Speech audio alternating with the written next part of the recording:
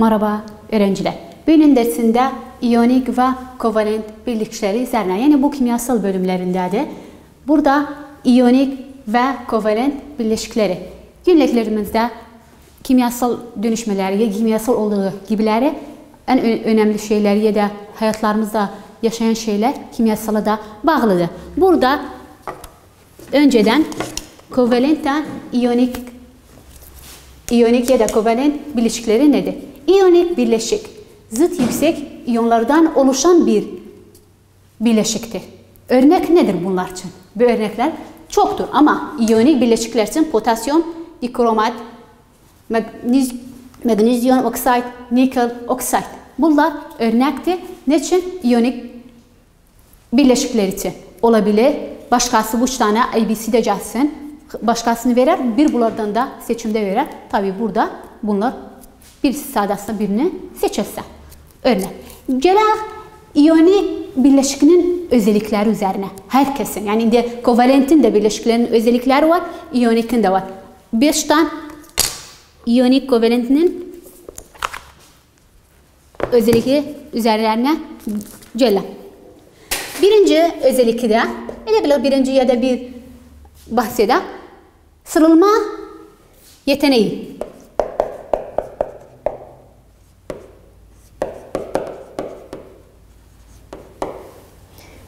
Sırılma yeteneği, bu sırılma yeteneği iyonikte yüksektir. Daha yüksektir. Yani bu şekilde de nasıldı? Yüksektir. İkinci, erime yeteneği. Erime yeteneği çok yüksektir. Erime yeteneği çok yüksektir. Suda çok kolay eriyer. Burada örnek olabilir. Yani o madde iyonik ise erime yeteneği çok kolayla suda eriyer. O zaman da yani elektriğini de vermeye başka özellikimiz de var. Onlar da yazdım. Ana size toplam açıklarım. Elektrik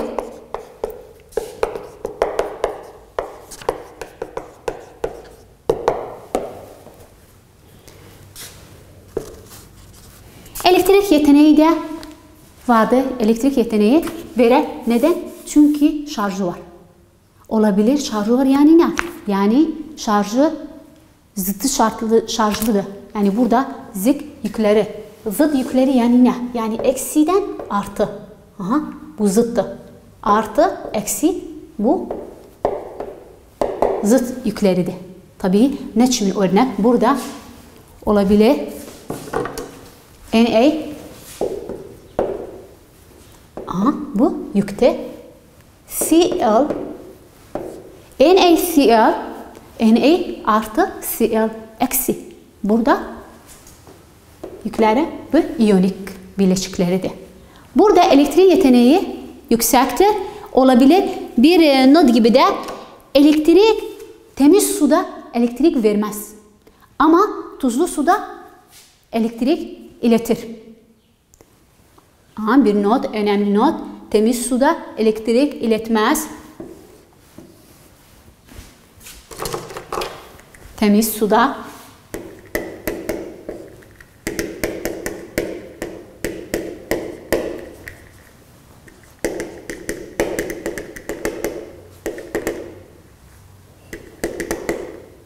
iletilmez. Ama tuzlu suda elektrik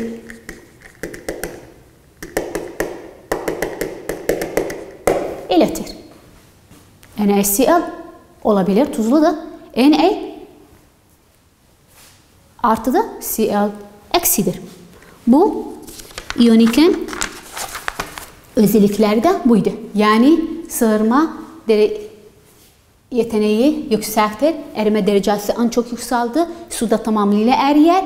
Elektriği yeteneği vardı. Verir, iletir. Elektrik iletir.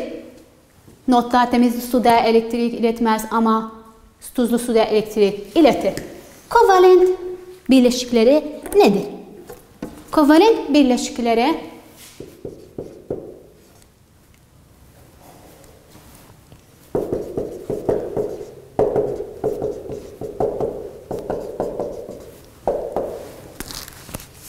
kimyasal bir birleşiktir. Bu da kimyasal bir birleşiktir.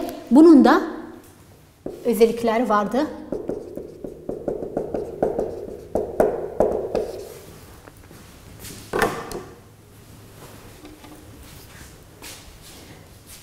Çözülmeleri, yani sıralama çözünürlükleri nedir?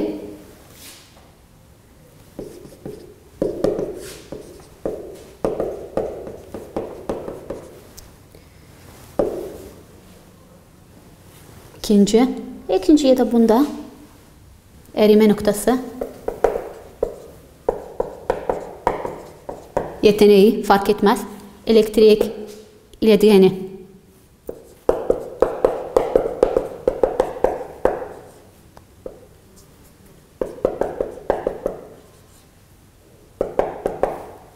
İletki.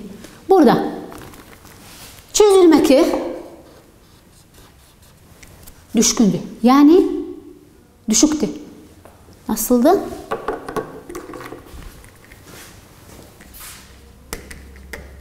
Düşüktü. Kovalentin çözünürlüğü düşüktü. Erime noktası azdır. Örnek ne? Salatada zeytun, kurrak salata yaptığımız zaman zeytun birbirinden erme noktası ermez. Sudan zeytun birbirinden ermez. O salataya kurduğumuz zaman birbirinden görsənir. Yani salataya baktığımız zaman zeytun görsənir.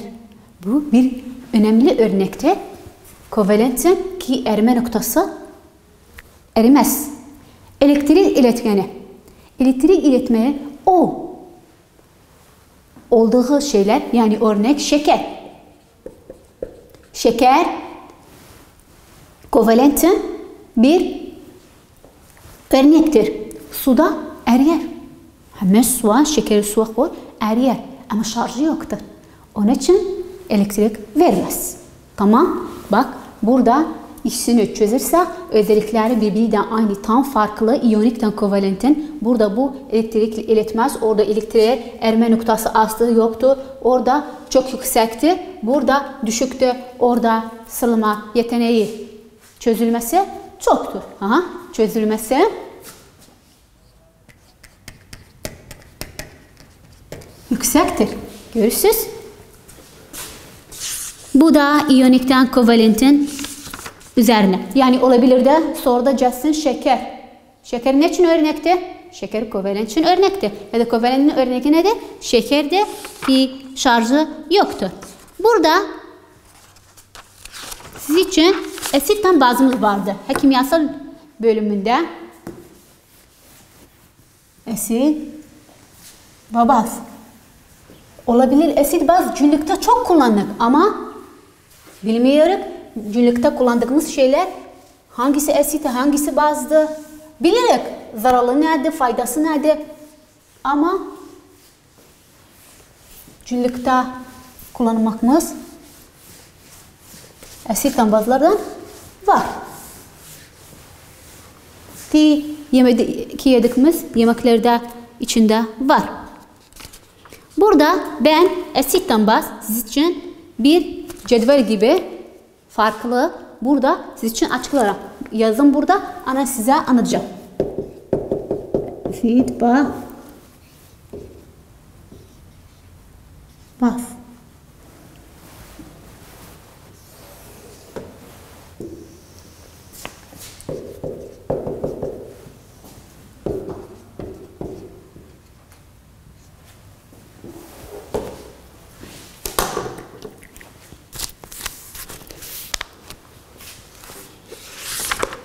Bakın kitapta da burada bu şekilde var. Asit suda tanımı nedir? An önce de suda çözündüğü zaman hidronyum asit suda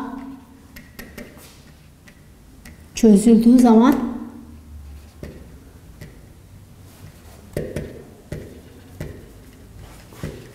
hidronyum sayısı fazlatır, artırır.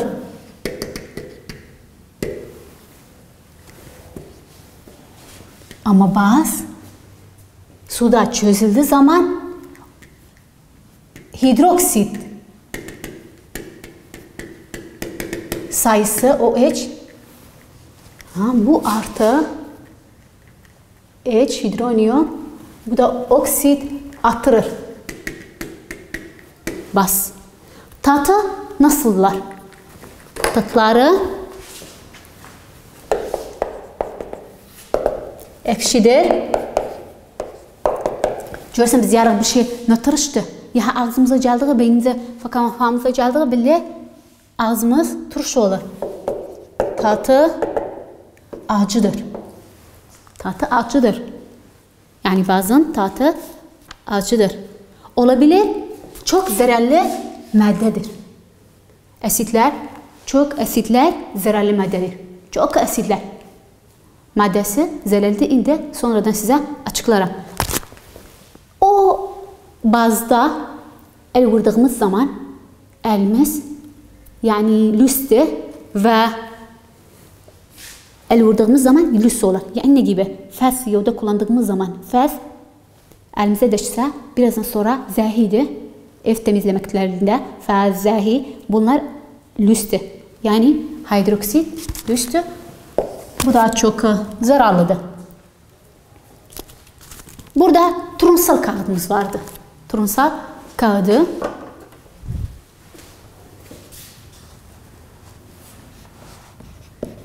turun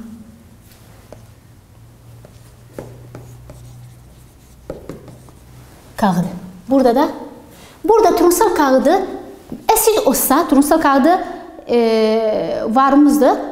Eğer turunsal kağıdını aside kurduğumuz zaman mavını kırmızıya değişir.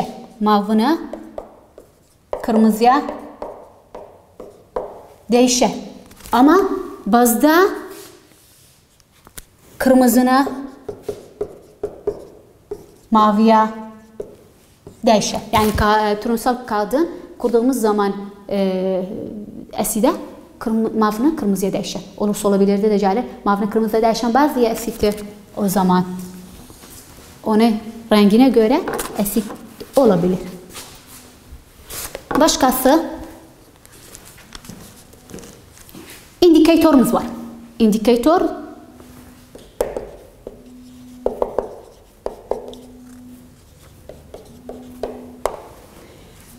protimallar.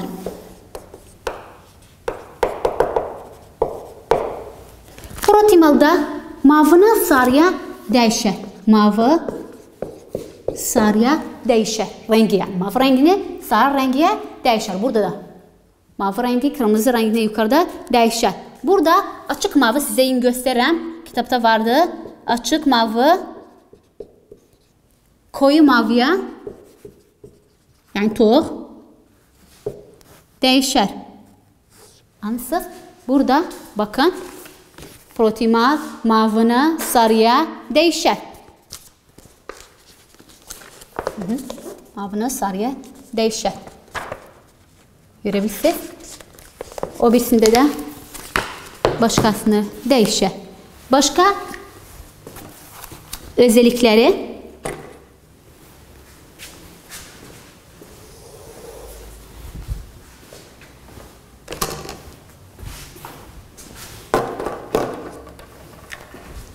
asit metallerden etkiler. Asit metallerden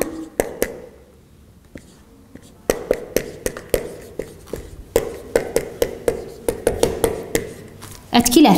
Örnek ne? HCl yani klorit, hidroklorit artı Zn kimyasaldır. Hidrojen gazı verir. Hidrojen H2. Hidrojen gazı verir. Burada o birisi de ZnCl'dan kalar. ZnCl2 klorid. O bir yanda hidroksit ne de bulunur da.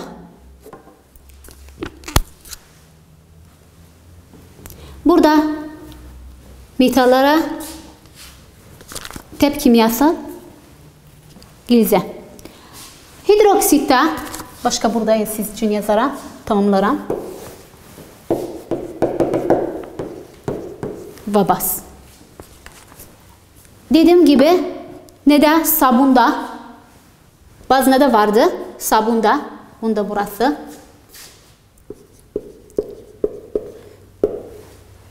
Sabunda kabartma tozu, baking powder biz yara.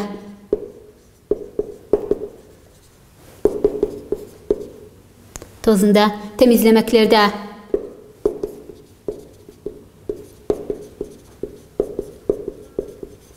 de vardı. Yani bu şekilde. Başkası elektrik. Elektrike suda çözer iyon oluşur. Elektriği suda çözer. Ne iyonik oluşur? Elektrik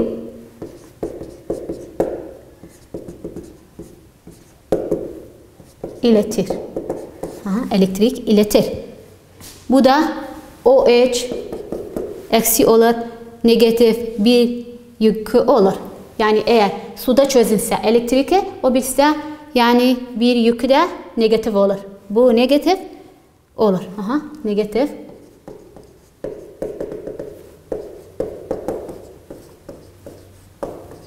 Sağlar. Elektrik iletir. İletir zaman sağlar. Burada da kullandığımız var mı?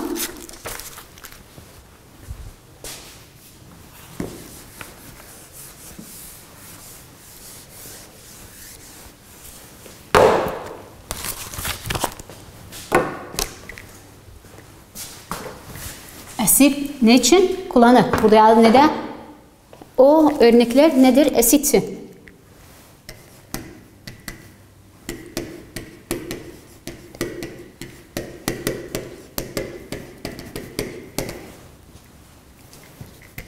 Bu pilde. Pilde gogurdif asit var mı? Kullandığında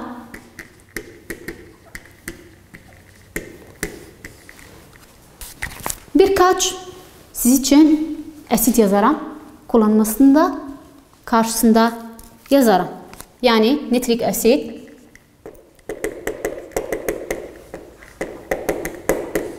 ne için kullanır? Plastik yapması için kullanır. Plastik yapma için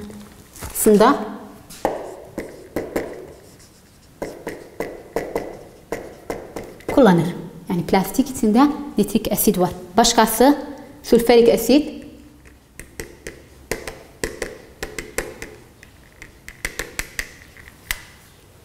Boya, kağıt yapmasında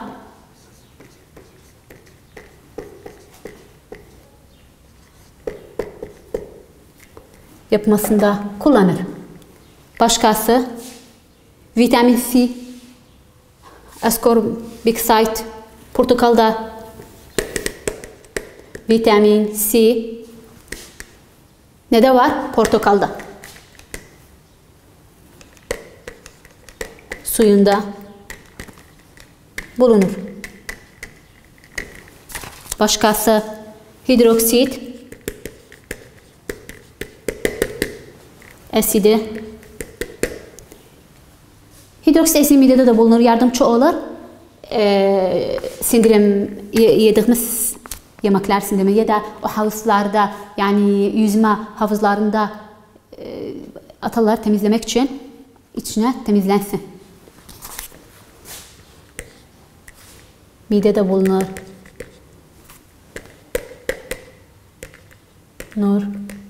Yemek sindirim için.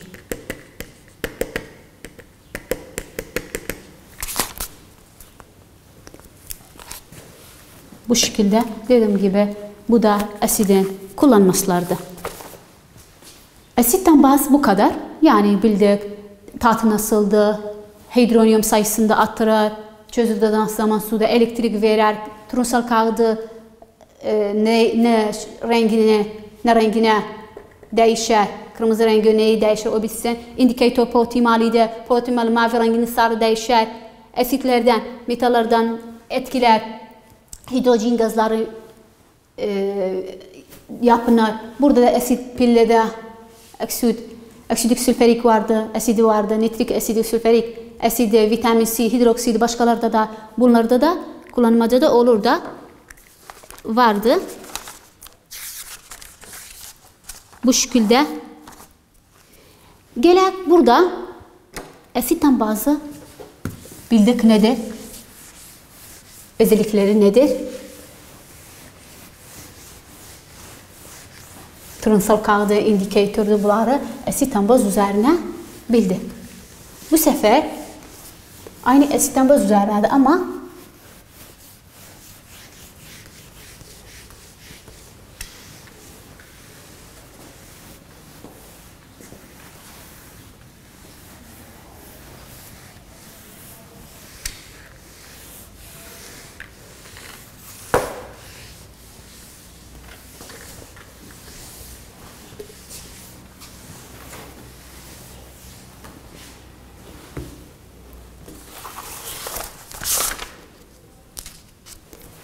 güçlü ve güçsüz. Yani asidin de güçlü ve güçsüzü var. Bazında güçlü ve güçsüzü vardı. Burada siz için onda bir fark gibi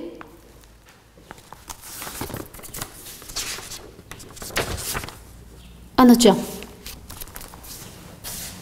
Asit güçlü ve güçsüz.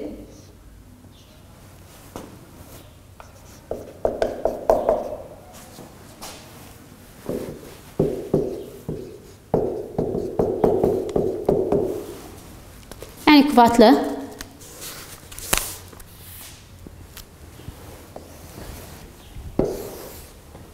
güçlü asit,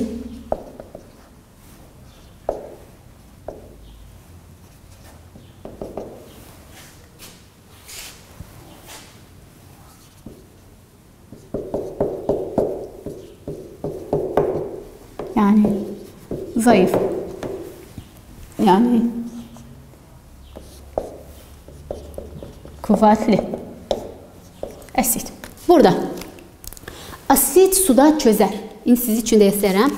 Asit suda çözünür.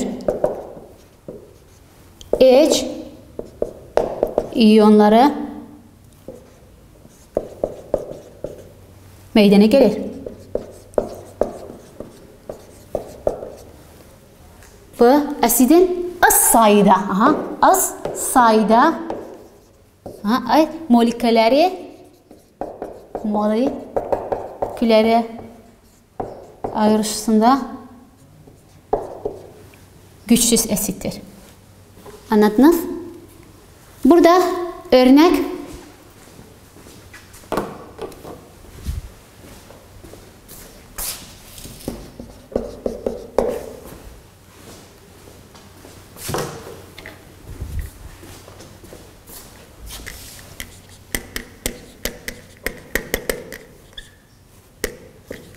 sülfürik asit, nitrik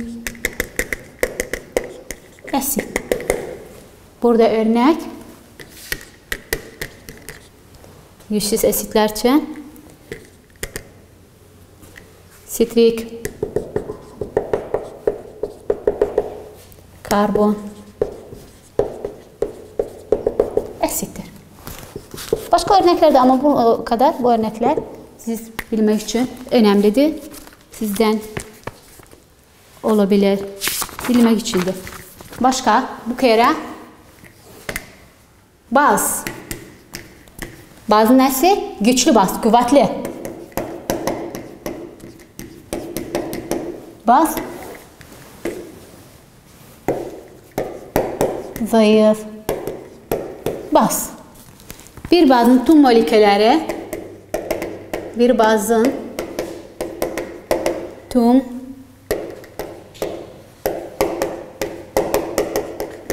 molekülleri suda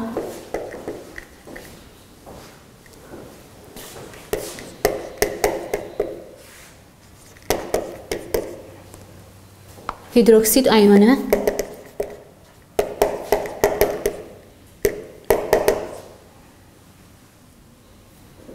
verir. Hidroksit. Burada bir bazın az sayıda, bir bazın az sayıda moleküler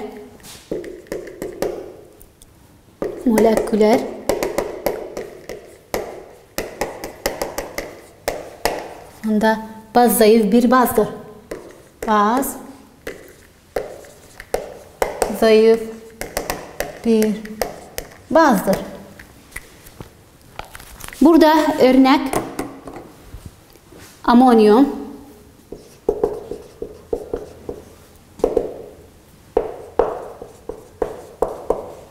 hidroksit,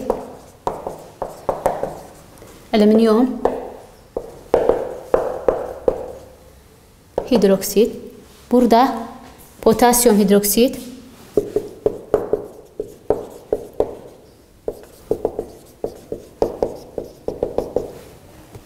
kalsiyum,